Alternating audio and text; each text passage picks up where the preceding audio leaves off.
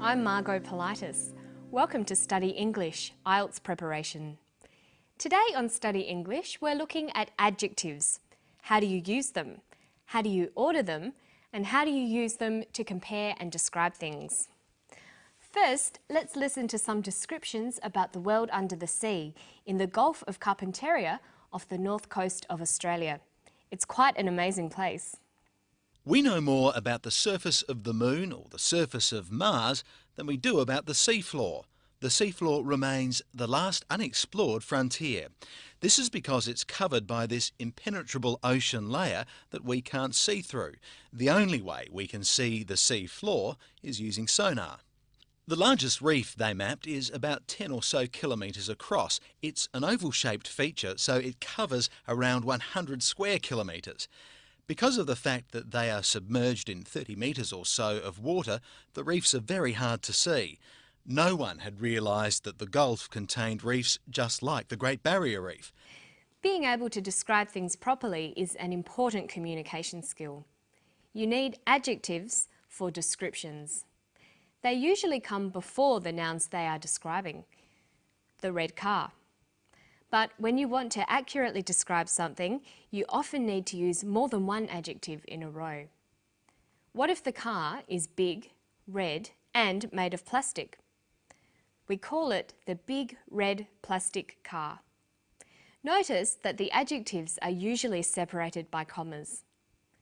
But why don't we call it the red plastic big car? How do you know which order to put the adjectives in?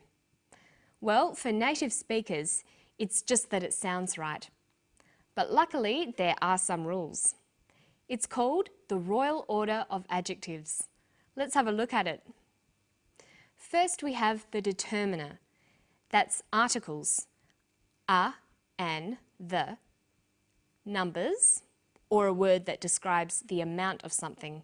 It can also be the owner, the person or thing who the noun belongs to. So determiners can be a, the, many, some, or a name like John's.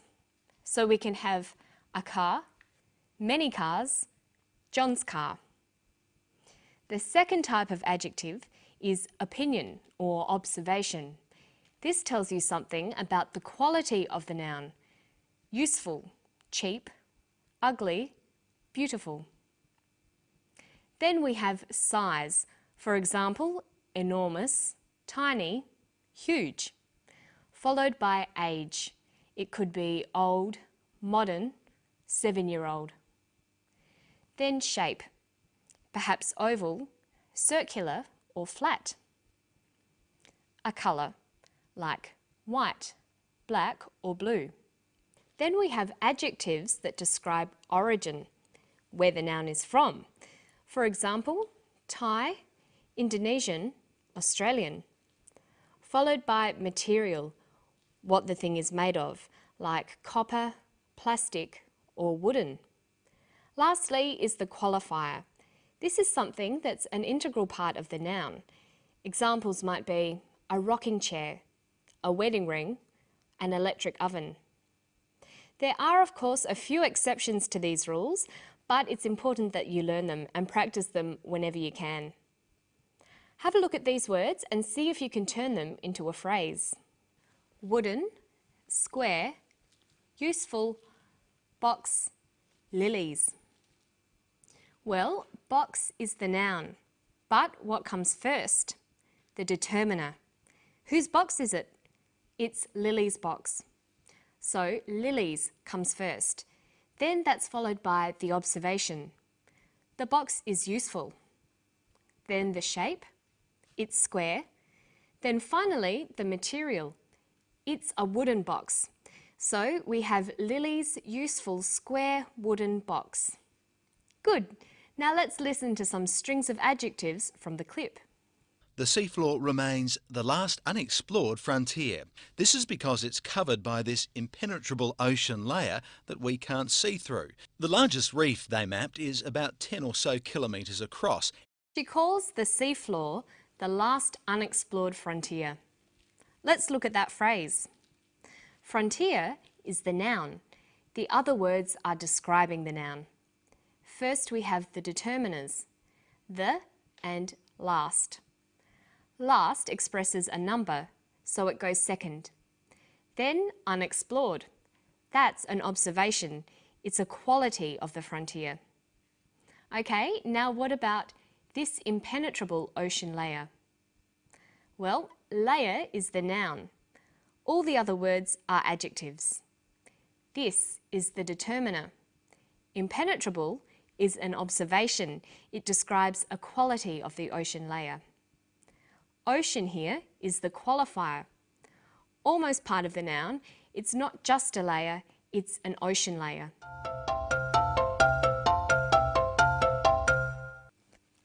Okay, now you try one. Look at these words. They form a phrase that he used.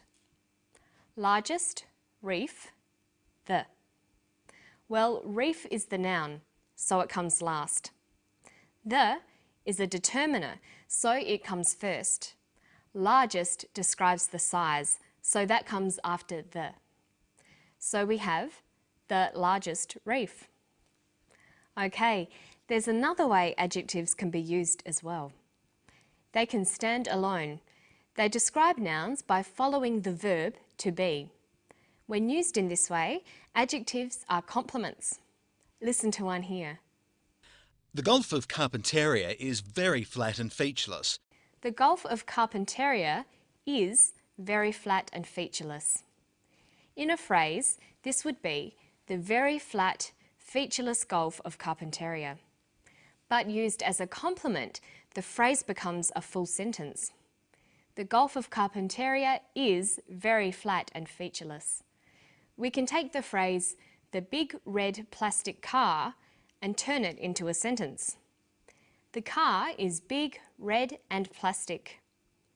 Notice that the order of adjectives still stays the same. Now let's look at how you go about describing things.